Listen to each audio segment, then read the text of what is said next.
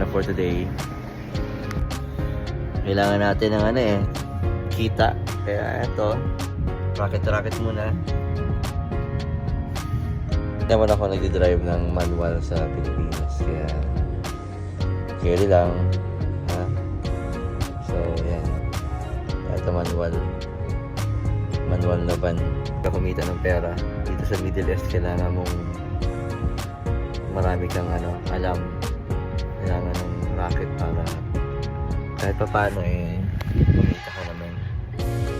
Alam nyo, nakakatawa lang yung akala mo magkakapera ka na, pero hindi pala.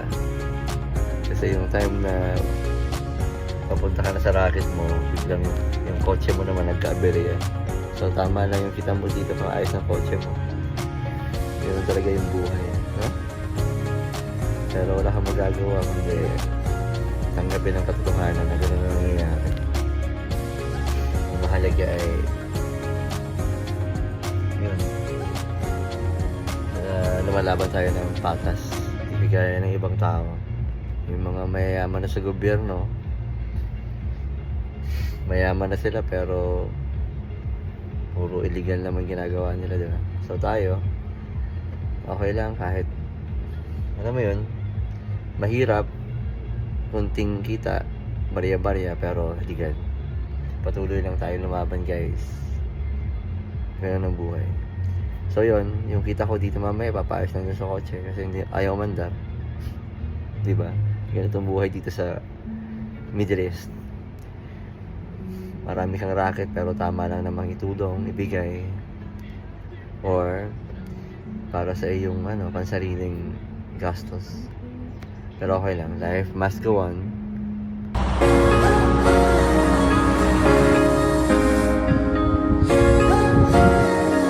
Yun nga guys, it's time check, it's already 11, hindi pala, 10:45.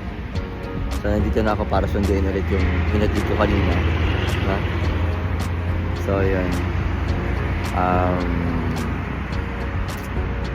ganito talaga ang life. Kailangan magsakripisyo kahit medyo kailangan na natin magpahinga at matulog kasi nga pag morning may trabaho din tayo.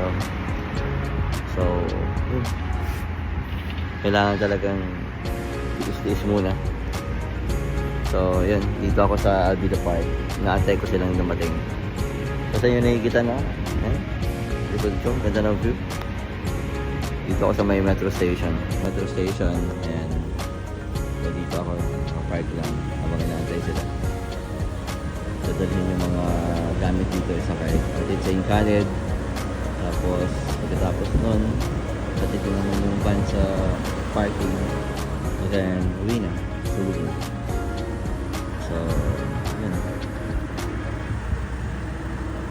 dito sa ibang bansa o sa masipag tayo, maraming kita. Yun nga lang, yung kita mo tamang pangbayad na sa mga mo rin, bayaran. Pero ang mahalaga ay patas ang laban, no? Legal yung ginagawa natin.